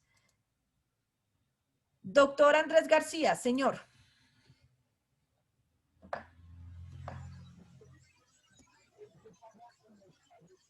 Andrés García. A la 1. Doctora, una pregunta. Profe, buenas noches, ¿ahí me escucha? Ya, ahora sí, doctor Andrés García. Profe, ¿qué pasa con el caso de, el tema de los violadores que son mayores de 65 años y que son considerados inimputables? No es verdad. ¿Quién te dijo eso? No, pues, o sea, digo yo. Mi vida, bórrate eso. Yo no sé cuál es iba a decir el ñero, perdón. ¿Cuál es el reggaetonero que dice eso? Pero borra casé, mi amor. Eso no es así. Nadie es inimputable por la edad que tiene. Ya te dije, la inimputabilidad es una figura patológica que necesita ser demostrada jurídicamente para poderse establecer. No es que yo tenga 64 años y 11 meses y 29 días y sea imputable y al otro día me despierto inimputable. No, eso no funciona así. Lo que pasa con las personas mayores de 65 años es que tienen un beneficio especial. Y eso porque no es para todos. Y en los delitos sexuales no existe ese beneficio contra menores. Y es que los mayores de 65 años tienen derecho a domiciliaria. Los condenan igual, les ponen la misma cantidad de pena, pero tienen derecho a domiciliaria. Algunos. Pero si son delitos contra menores de edad de carácter sexual, se va a morir en la cárcel el viejito decrépito. Así tenga la edad que tenga. ¿Listo? Entonces, olvídate de eso. Nadie es inimputable por la edad. O sea, de hacia arriba, ¿no? De más de 65. ¿Quiénes son inimputables por la edad? Los menores de 12 años hacia abajo. Ellos sí son inimputables por edad. ¿Por qué? Porque ellos no son objeto ni de la responsabilidad, ni del derecho penal de responsabilidad civil, penal para adolescentes, ni mucho menos del de adultos. El Código de Infancia y Adolescencia sanciona a los menores de edad de 12 años hacia arriba. De 12 años hacia abajo no son objeto de sanción penal. ¿Listo? Pero si los mandan disculpe, perdón, doctora, qué pena, pero si los mandan a un reformatorio. Pero a los mayores de 12, corazón. Mayores de 12 y menores de 18. Gracias. ¿Listo? ¿Ahí me escucha? Doctor Salamea, señor. Doctora, en el caso del piloto, ¿cuál es la diferencia en que lo hayan, de que haya sido con culpa o con dolo eventual? ¿Eso en qué repercute en la pena o cómo funciona? Es así de grande, es un universo. Primero, la pena del dolo es gigantesca. De un homicidio doloso son entre 15 y, bueno, homicidio doloso simple, ¿no? No agravado. Homicidio doloso simple son entre 15 y 27 años de prisión. Años. No es un delito escarcelable, primero. Y en segundo lugar, no se termina por indemnización. Con el homicidio culposo, la pena va más o menos de 2 a máximo 8 años. Son delitos excarcelables y terminan por indemnización integral. Entonces, imagínate cómo le cambió la vida al piloto. Cambió por completo con la calificación de la conducta.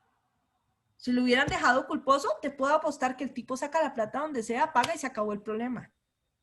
Con esto, el tipo está preso. Por muchos años. ¿Listo?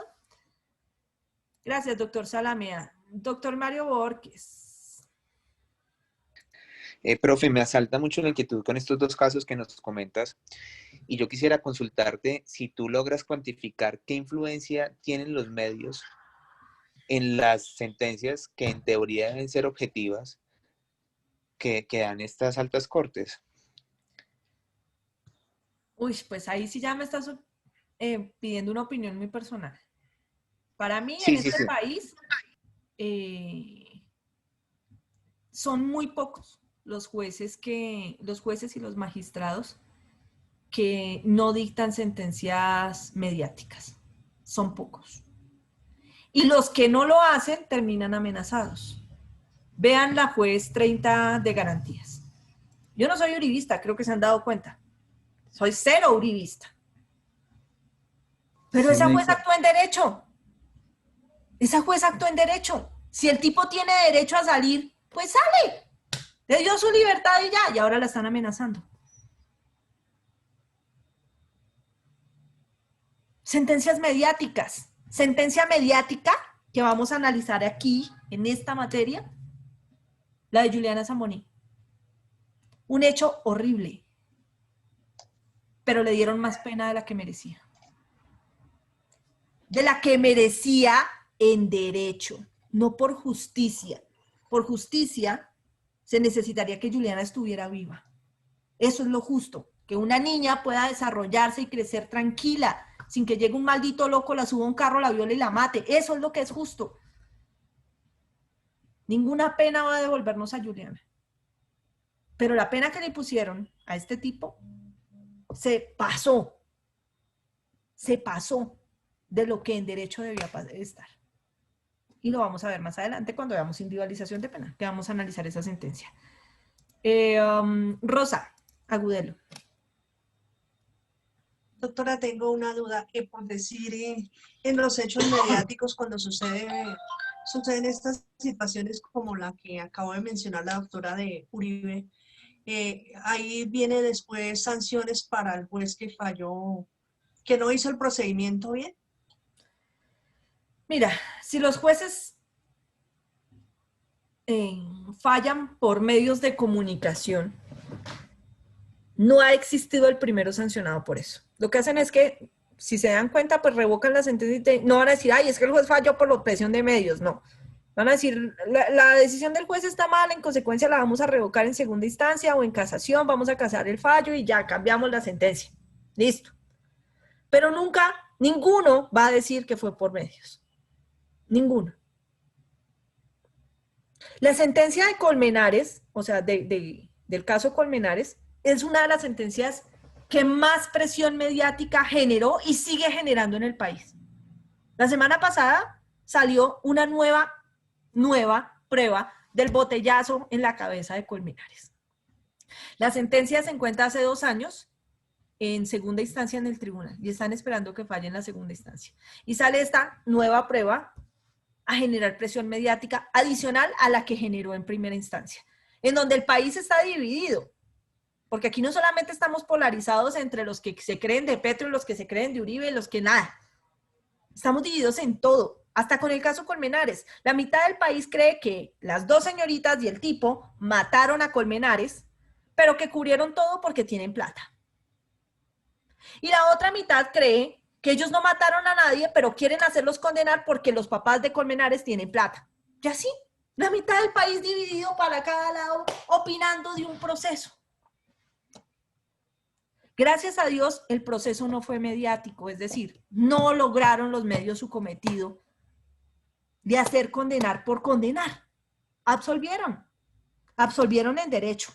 Falta ver qué dice el tribunal. Están generando presión por todo lado. Y eso no va a morir en tribunal, ténganlo por seguro que eso sube a la corte. Sea porque absuelvan o condenen, pero eso sube a la corte. Así que nos esperan muchos años de seguir peleando para el caso Colmenares. Pero a los jueces, a nadie le van a decir que le revocan una decisión por ser mediática. Olvídense de eso. Eso no lo van a hacer. Entonces no sancionan al juez por eso. Solamente le dicen que se equivocó y ya, que valoró mal la prueba y fin. Brandon Parra Ricardo.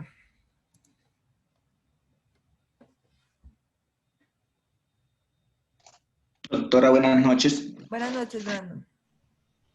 Doctora, yo quería, además de preguntarle una cosa, no sé si de pronto me salgo un poco, bueno, no me salgo del tema, pero sí una explicacioncita más o menos. Yo estuve en una clase una vez con el doctor Eduardo Tapias. Para ese momento él era fiscal y para esa época también acontecían los hechos del asesinato de Rosa Elvira Celis. Ese caso lo tenía el doctor de las Priella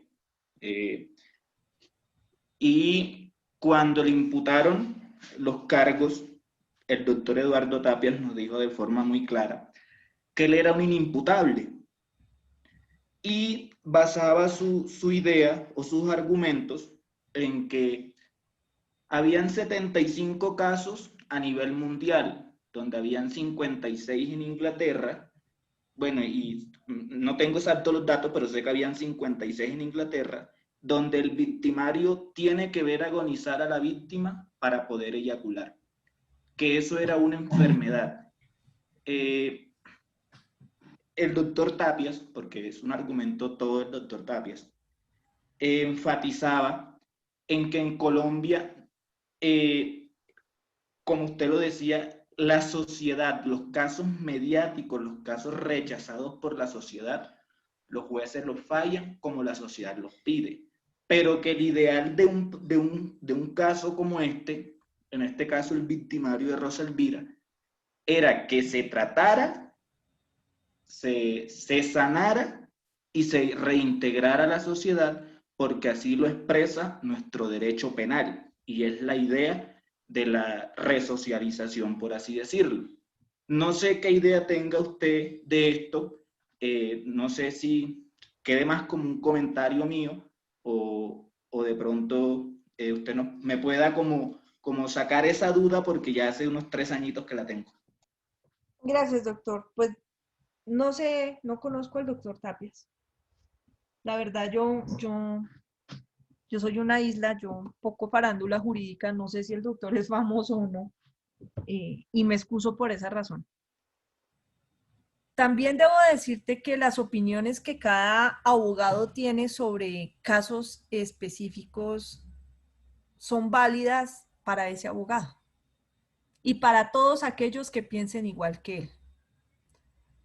Puede que sean ciertas o sostenibles jurídicamente, pero no necesariamente corresponden a lo que está en el proceso. Vuelvo y digo, nosotros no podemos opinar sin conocer un proceso en su totalidad. Y uno solo conoce un proceso en su totalidad si uno hace parte del proceso. Si no, no. Si no, son chismes. Es como cuando usted se pone a opinar de la relación de su hermano y la esposa. Pues es que es su hermano, pero usted tampoco sabe mayor cosa de lo que pasa ahí, lo que le cuenta a su hermano. Lo que usted medio ha visto, pero usted no sabe cómo son ellos en pareja. Es igual en los procesos. No puede guiarse por chismes y por precisiones o consideraciones de otras personas. Sin embargo, con lo que usted me dice, doctor, en el caso de Rosalvira, esa no la había escuchado, la verdad. Debo decirle que cuando yo empecé a ejercer el derecho, bueno, ejercer entre comillas porque era la adjudicante del despacho en ese momento. Tuve en mis manos uno de los procesos de Luis Alfredo Garavito y había una serie de perfiles psicológicos. Si hay alguien que tiene perfiles psicológicos en este país es Garavito, tipo tan inteligente, para engañar hasta los mejores psiquiatras del país. Y había un modus operandi común en todas las entrevistas indagatorias en ese momento, porque era la ley 600, que daba Luis Alfredo Garavito, y es que le preguntaban, ¿por qué razón usted mata a los niños si los niños no lo conocen? Y él decía que cada vez que los apuñalaba, él no los buscaba matar, sino que los apuñalaba en diferentes partes del cuerpo, porque cuando los niños sufrían, perdón lo que voy a decir, es supremamente ácido y pesado lo que voy a decir, porque cuando los niños sufrían y él los estaba penetrando, apretaban el ano por cada puñalada que él les daba y eso le daba placer sexual extra. Entonces él buscaba apuñalarlos en diferentes partes la mayor veces que pudiera para que apretaran el ano mientras él los estaba penetrando y así lograr mayor placer sexual.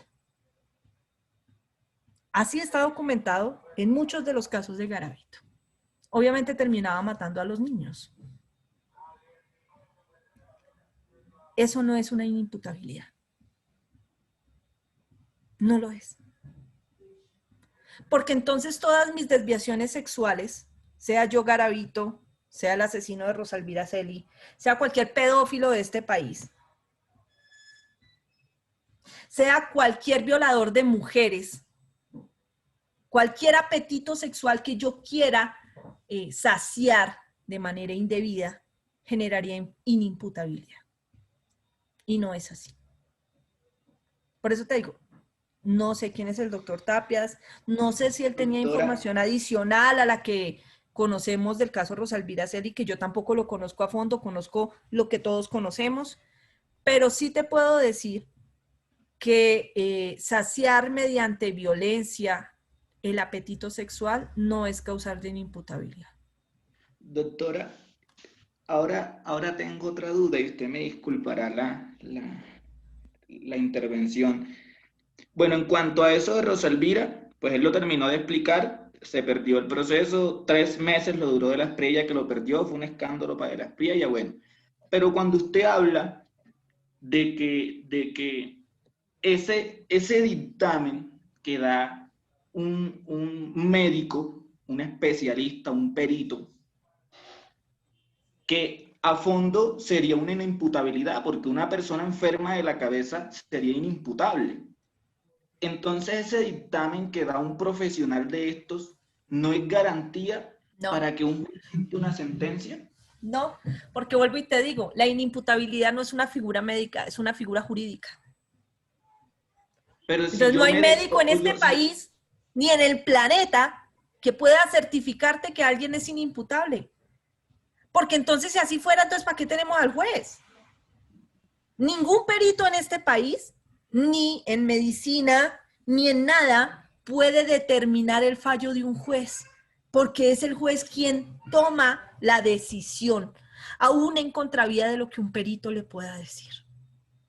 Tú vas a escuchar en el ejercicio de la profesión que el juez es perito de peritos, que en últimas él lo que hace es valorar el conjunto de las pruebas de manera integral y bajo la sana crítica y las reglas de la experiencia, además de la valoración probatoria, establece el fallo. Mientras que el profesional de la salud solamente está dentro de su ciencia específica. Es como si yo vengo como juez a decirle a un médico, hombre, es que este man está loco. Yo lo he visto en mi proceso y el man está loco. Y el médico va a decir, pero pues yo no le veo nada de loco. De pronto es que él es autista, pero loco no es. Mira, o sea, eso tiene que ver con la profesión que se ejerce. El médico sabe de medicina, sabe de enfermedades, sabe de psiquiatría, el psiquiatra, sabe de trastornos mentales, sabe de patologías, pero él no sabe de derecho.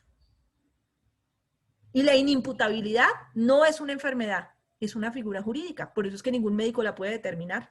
Lo que pasa es que muchas de las situaciones de carácter médico ayudan al juez a determinar si existe base para una inimputabilidad, pero solamente él podrá decidirlo con el conjunto de las pruebas. Entonces, ninguna historia clínica que certifique que tú estás loco es garantía de inimputabilidad. No lo es. Es un buen inicio, pero no es garantía de que fijo te lo van a declarar inimputable. ¿Listo, doctor? Ok, doctora, muchas gracias. Doctores, ¿alguna pregunta adicional? Sí, doctora, Sobre- qué pena. Señor, doctor. Sí, señora. Bueno, doctora, pues, y entonces, ¿por qué? O sea, mi pregunta es, ¿por qué entonces casi todos los homicidios que suceden o feminicidios tratan de hacerlos pasar por locos, Porque esa es la estrategia de los abogados, doctor. a sabiendas de que, pues, no... Porque de pronto la escala, mira, eso es igual que cuando tú llevas un proceso civil o una sucesión, un divorcio y dicen, oiga, pues declárese insolvente, pase todos los bienes. Oiga, ¿por qué hacen eso si eso no se puede hacer? ¿Por qué hacen eso si la profe dijo que no se debía hacer eso? Porque son mañas. No es de otra manera, no hay otra manera de explicarlo, son mañas. Mañas a ver si le escalan. Saben que los van a condenar, la diferencia es que no van a estar metidos en una cárcel, sino van a estar metidos en un psiquiátrico. Y eso lo prefieren a llegar a la cárcel a que los maten o quién sabe qué les hagan, además porque la vida en la cárcel no es ningún paseo. No es que en el psiquiátrico sea mejor,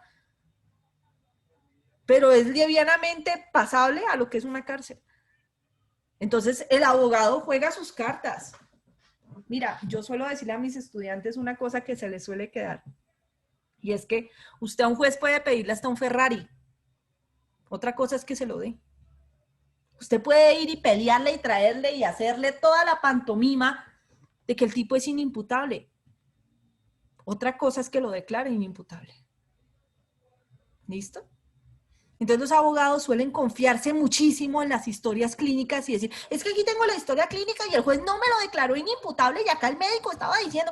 El médico no puede decir si es inimputable, solo puede decir si está enfermo. Pero la inimputabilidad es una figura jurídica, no es una figura médica, no es una enfermedad. ¿Listo? Eso, gracias. Ok. Correcto, doctor. Gracias, doctora. Listo, mis doctores. ¿Alguna otra pregunta específica? Había una doctora por ahí con una pregunta. No Sí, sé si- señora. Ay, qué pena, pero de pronto ya para mañana. Bueno, yo tengo entendido que hay una ley que salió hace poco que eso ya la figura de inimputable por causa mental ya no existe, porque todo el mundo lo hacía. Y la otra es que quería saber del caso del médico que mató los 3 personas por defensa propia encima del puente. Ahí, ¿qué figura era, doctora? Eso quería saber. Doctora, primero, la defensa propia no existe, existe la legítima defensa. Y segundo, eso lo veremos cuando veamos las causales del artículo 32. ¿Listo? Ahorita no hemos visto causales de ausencia de responsabilidad. Necesitamos evacuar preterintención y tentativa para poder hablar de todas las causales de ausencia de responsabilidad, entre las cuales está la legítima defensa. El resto del planeta, cuando uno sabe derecho, hablan de, bueno, y las novelas, de defensa propia. Nosotros hablamos jurídicamente, legítima defensa. ¿Listo? Ok, doctora. Gracias, doctora. Muy amable. Gracias, doctora. Muy amable. Bueno, una feliz noche, doctora. Gracias, doctora. Buenas noches, doctora, gracias. Muy formal.